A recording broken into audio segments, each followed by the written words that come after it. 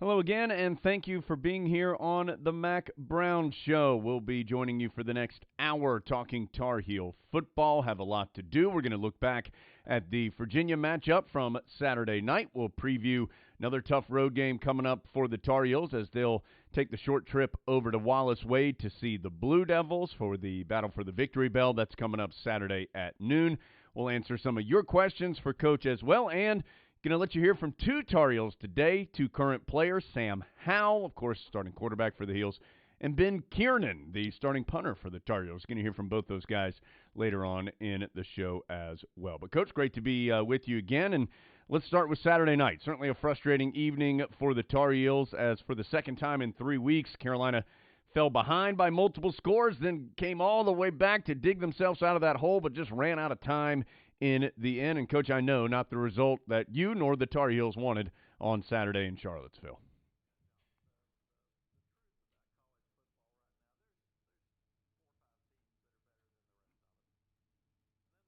20-something of us that are about alike, and you can win or lose every weekend.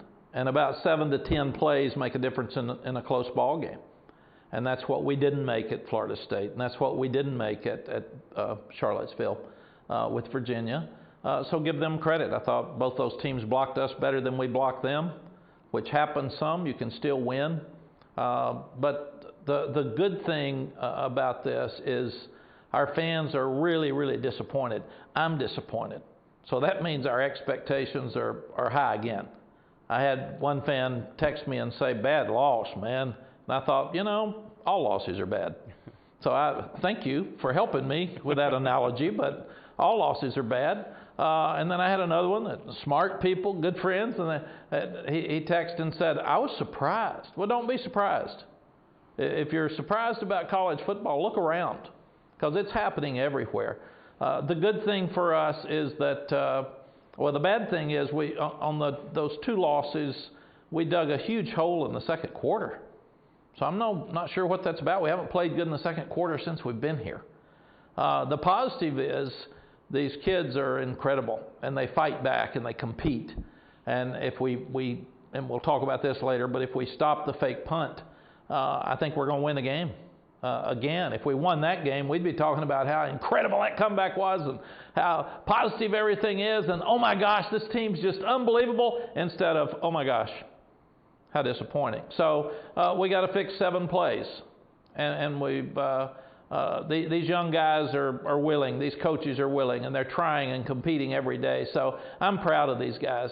I really am. We're not at a point we're going to win all the games right now, but if we get everything they've got every week and we keep improving, we've got a chance to be really, really good and be a great team like all of us expect. I think right now, Jones, our expectations got a little bit ahead of our team. Mm-hmm. We're still growing, and we've got a lot of work to do. So fans, hang in there. I know Coach Darrell Royal, legendary coach at Texas, told me one time, "You know what your job is like, Coach?" And I said, "What's my job, Coach?" And he said, "You are responsible for how every North Carolina football fan feels every Saturday night, and you have absolutely no control when that game starts.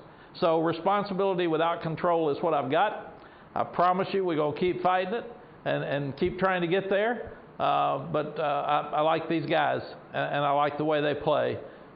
We got to make fewer mistakes, but as long as they keep this attitude and effort, we're going to be okay, and especially with the recruiting we've got going, because we're just going to keep